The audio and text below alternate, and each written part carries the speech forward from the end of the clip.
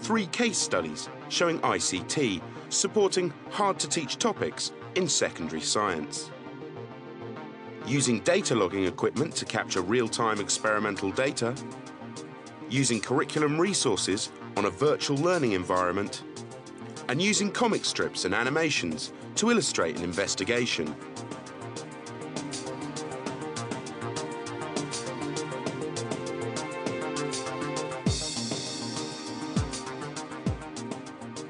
We've been doing data logging at this school for since 2003, and we have a whole collection of data loggers.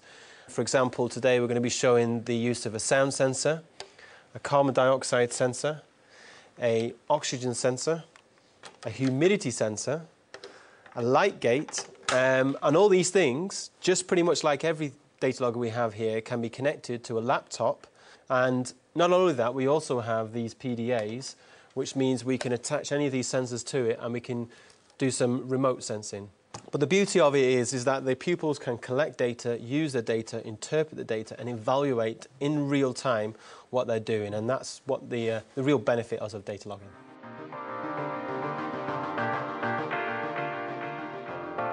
And what you're going to have to do is Science teacher Paul Preece is going to demonstrate a classic combustion experiment to his Year 7s, but with the addition of some data logging equipment. We have in there a thing that detects water, a sensor which detects oxygen, and we have the sensor at the bottom which detects carbon dioxide.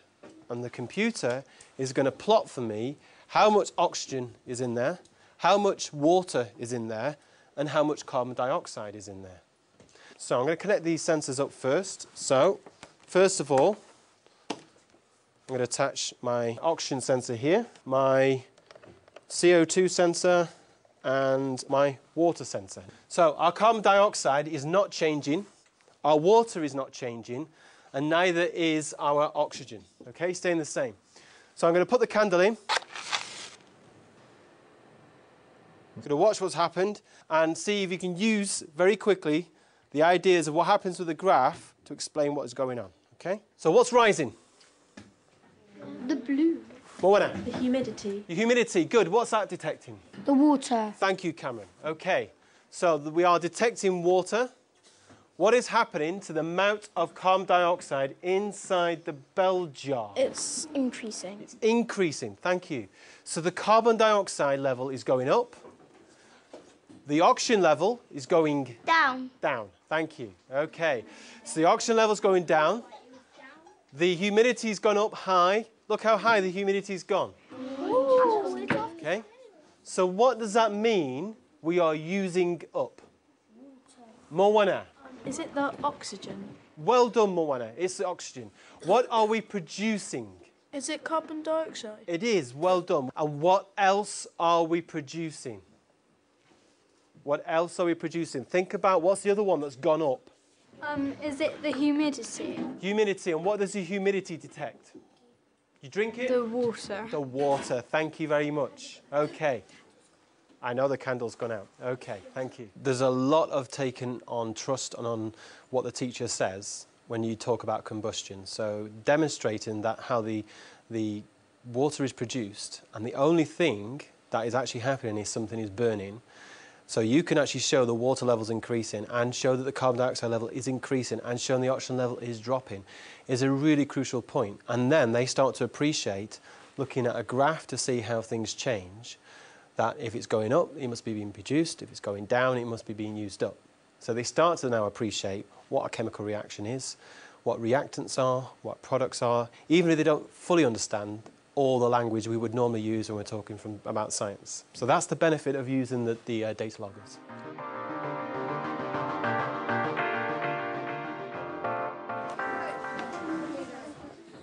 These Year 8s are going to use handheld PDAs connected to a sound sensor to investigate sound levels. Okay.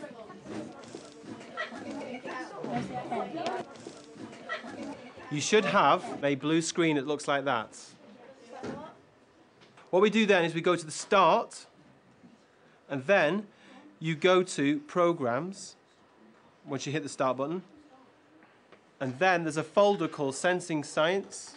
If you click on that, click on Graph, and then you should get a graph being produced. Okay? It's playing now. PDAs are really, really useful pieces of kit. And what's nice about them is that they know how to use technology. They don't have any problems with that. And the idea you can plug and play straight away into a sensor, and you can start to actually take actual measurements, and it plots the graph for you in real time, means that you can really go to town on kind of analysis. I would like you to try and hold the sensor next to your faces and then see what decibels is a whisper, a conversation between two people, a group talking, and a clap. Okay?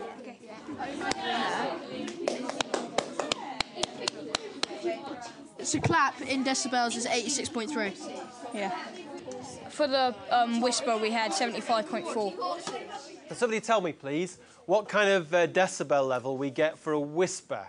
75.4. Brilliant, thank you. So we have about 75 dBA, okay, decibels. Okay, next one, we got a conversation between two people. About 92 decibels. 92 decibels, dBA, okay. And we have now a group of people talking. We got 110. Thank you very much. Straight away, they can start to attach numbers to noises that they're making. So they can have a whisper, they can have a shout, they can have a clap, and they can then associate what those sounds do as to what their decibels are. It's almost like sometimes you're trying to dampen down their enthusiasm a little bit because they go mad for it, because they enjoy it so much. But that's what, as science teachers, we love. We love getting students engaged in their science, understanding science, wanting to learn more, investigating.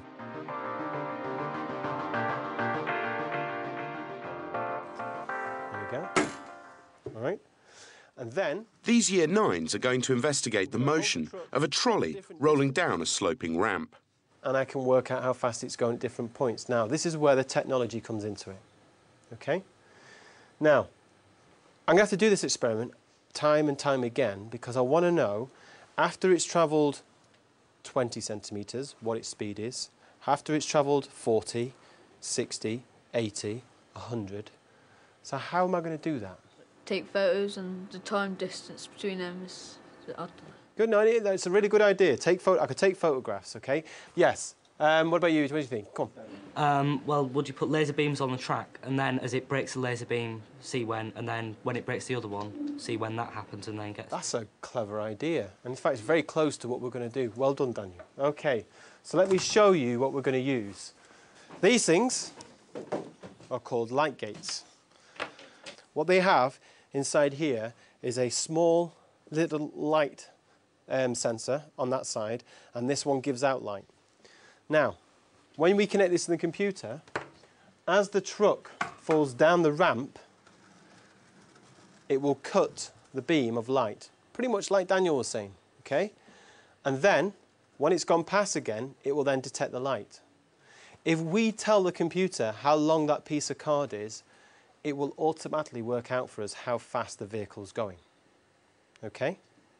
So what you're going to do is, once you've set your ramp up, you're going to choose at what distances you're going to measure the speed, and then you let go and the card has to cut the light beam without hitting it, okay? That will be for 20. Then you'll do the same thing, making sure I drop it from the same point again, but this time I'm going to hold the light gate at 40. All right, guys, off you go. They've already bounced it.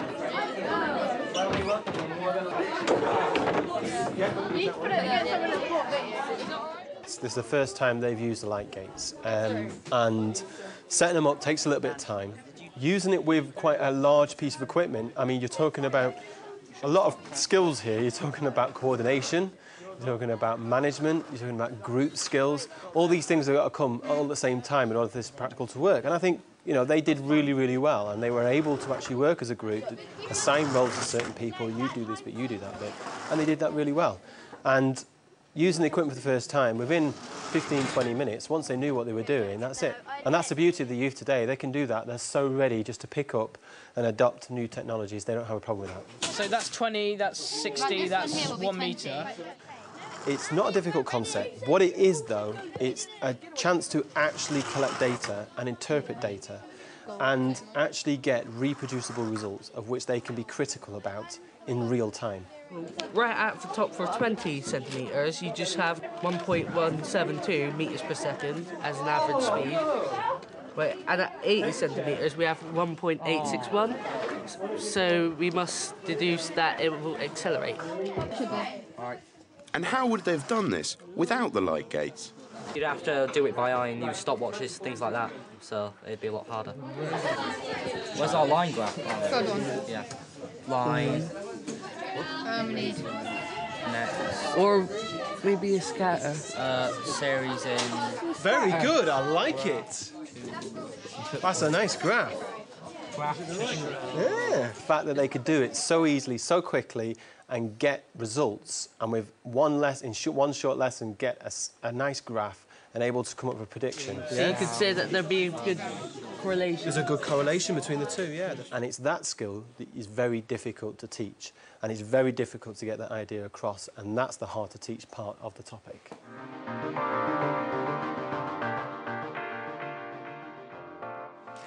This morning we're going to have a look at changing another variable in rate of reaction experiment. Chris Mason is head of science at Salandine Nook High School in Huddersfield. Now already you should be starting to think about what effect... He's working with his Year 11s to investigate rates of reaction. Can anybody predict what we think might happen if we vary the temperature of the sodium thiosulfate? Gina? If it's warmer, then the reaction will happen quicker. OK, if it's warmer, the reaction will happen quicker. That's good. Can anybody give a reason why they think that might happen? Stephen? The particles will have more energy, so they'll collide and have more effective collisions, which means that they'll react. Yeah. So they'll react quicker. So the key word that we were using there was effective collisions. The practical session involves investigating the reaction between sodium thiosulfate and hydrochloric acid, which will be part of their coursework. 49. Here, the students carry out this reaction at different temperatures, measuring the differing times the reaction takes to complete. 1 minute 40.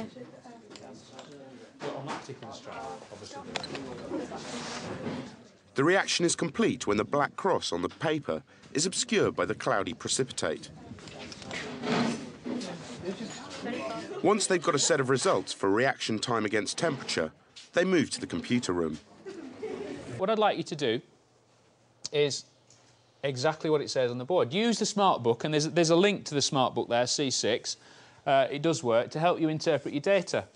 And then, key point here, remember that in your coursework, you will need to fully explain why the rate of reaction changes. And on page 39 in your notebook, I've actually put the mark scheme from the exam board, which shows you how far you need to go to get the full marks.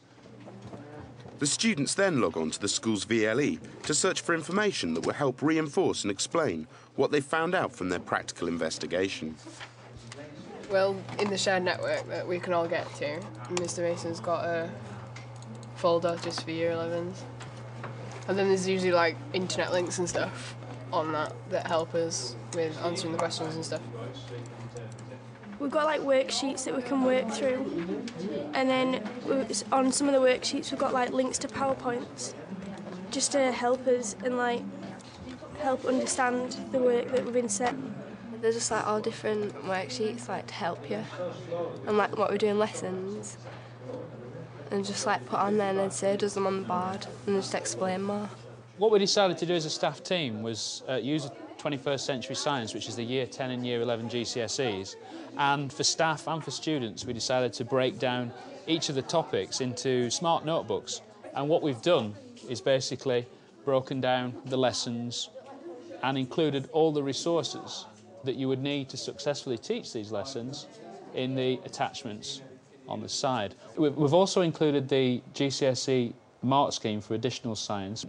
The hope being that they'll be able to self-assess where they are on the mark scheme and also find what they need to do in order to get to the higher levels.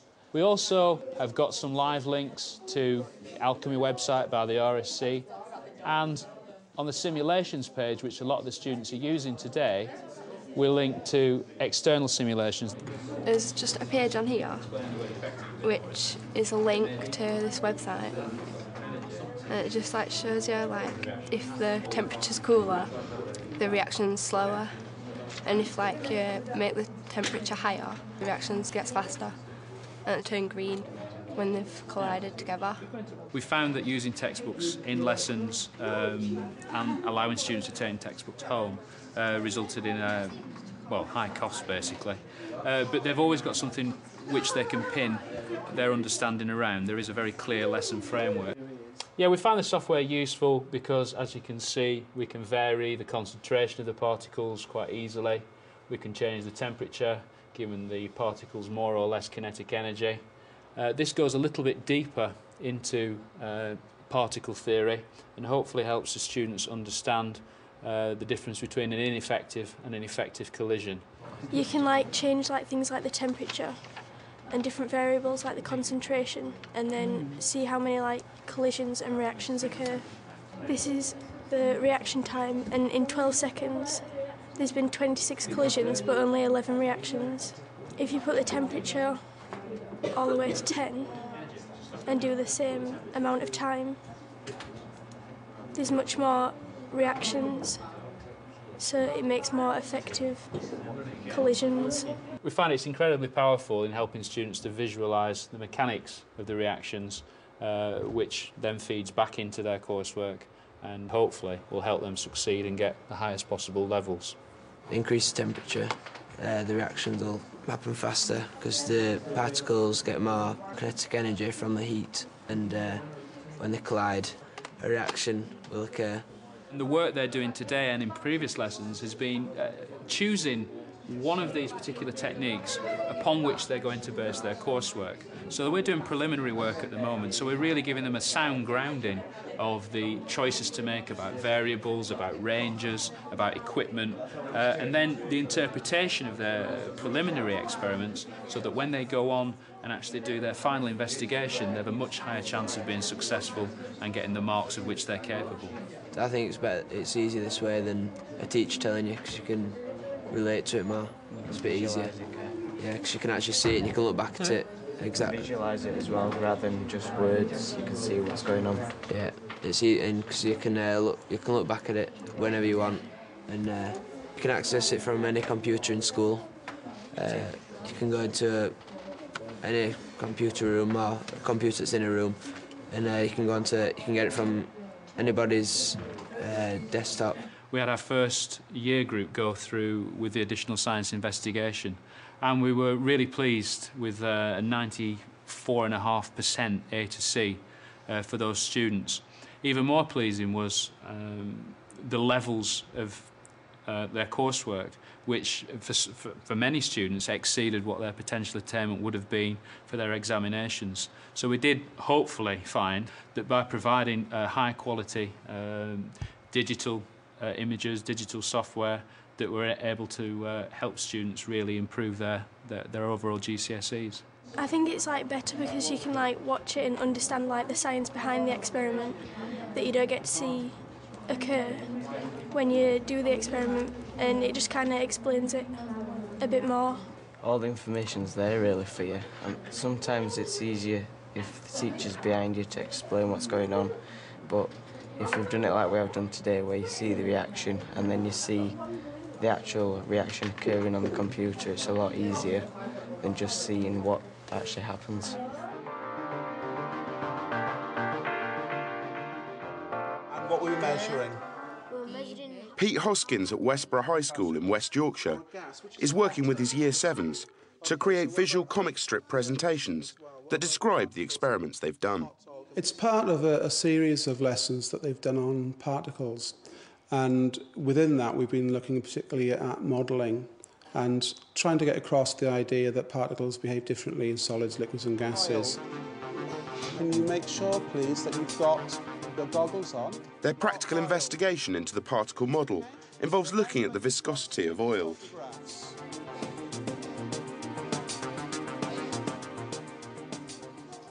So the pupils simply had 2 temperatures of oil and then had to pour that through a funnel and then time how quickly each oil came through the funnel to actually see if the temperature affected the time.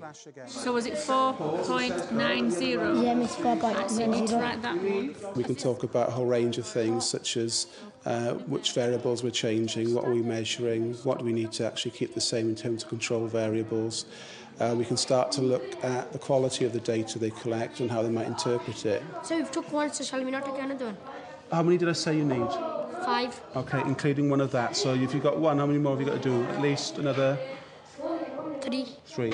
Which of the 2 oils comes through the fastest? Hot or cold? Hot. Hot. So if that's the case, if you were to describe the oil as runny or less runny, which one would be the runniest? Hot one. The hot. What does that tell us? The class itself is our lower set class, and you've got pupils in there who would be level 2, level 3 in terms of national curriculum, and reading ages, which might be anything from 7 years old. Remember, you've got to take your photographs. And then, of course, we asked them to take a number of pictures. The focus of that, what we wanted was for them to familiarise themselves with the apparatus first and foremost, to then start thinking about what it was they were changing and what they were measuring, to start thinking about the actual procedure itself. The laptops are then set up so the class can start using the comic strip software. Now that should recognise it now, that's fine. The comic strip programme, it's really just a tool to produce comic strips, and as such, it's just a series of templates that you can actually use. As long as you've got some digital photographs there, you can drag them into the template and then add a whole range of speech bubbles and various effects as well. So, which of your pictures comes first? This one. Can you click and drag? Okay. And can you explain what you were doing there? The cold oil. You do the cold oil first. So get a speech bubble, put it in, drag it up. Okay. If you want to make the bubble bigger, then you can double click on the bubble and then just make it bigger. But try and just explain now what you were doing. So what did you say you were doing? We were putting the cold oil into the filter. So you would put the cold oil in. What were you measuring? How fast Okay, so write that in, okay? we wrote our seconds, how much second did it, like the hot or cold, how long did it take to go down, and I'm writing it, this is the hot and that's the cold water, and which one went faster and stuff. I need to do another picture of me, because that's a picture of me but it's upside down. Right, you can put it in here and you can spin it round. Put it in that one. We sat down and we thought about how we can actually go about trying to produce, in particular, assessments which would allow the pupils to put forward their understanding and to express their understanding other than something that was obviously just going to be paper-based because of the literacy levels. And they really enjoyed actually putting those strips together and actually looking at their own photographs. But it was the discussions, I think, that took place around that production of the comic strip which was particularly strong. We're changing the... You had 2 different types of oil, didn't you? What was the difference? Hot and cold. Right, hot and cold. Hot. And what were you then measuring? The jug? No, I think. What the piece oil? of equipment were you measuring? What piece of equipment were you using to measure? As you poured the oil through, what do you start and stop? Stopwatch. Okay, so you're measuring what? The stopwatch. Oh, stopwatch helps us to measure what? The time that the oil dripped down. Great, the time. So, what do you find out from your experiment? Which of the 2, the hot or the cold, seemed to go through the quickest? The hot. The hot? By 3 point something seconds. I think that the majority of them did get it. I mean, they still need a little bit of coaxing. There are 1 or 2 pupils who I can see their understanding is still, not assured. There's still doubt in their mind, and so as a classroom teacher now, I can see who in the class actually has got a strong knowledge of particles and who is still unsure about it. So obviously that can now be addressed in future lessons. The pupils go on to use some simple animation software that the teacher had set up to model the movement of particles in solids, liquids and gases. The scratch animations were just an extension of some work that they've done on modelling already. And again, it was really done as an opportunity to assess their understanding of their previous lessons. And the visual nature of it, and also in terms of the audio and putting in the sound files, it really does show whether those pupils themselves really understand whether or not a particle in a solid might be vibrating or what it would actually look like. What did you say to me before, though? We said it was what? Like a smoke, but it's kind of like steam, a cloud. Was it a gas? Is it going really, really fast? No, so it's going slow. It's liquid. So it's a liquid, so we need to change what to it? The cloud bit. And change it to what? A picture of? A picture of what? That water. Of water, good. We made a conscious decision not to have a process where they would have to write a lot, because we just understood from the start that wouldn't allow them to express their understanding. I think that the strength of it is not so much in the comic life strips and the experiment at the start, or indeed the scratch animations at the end. It's the two things together.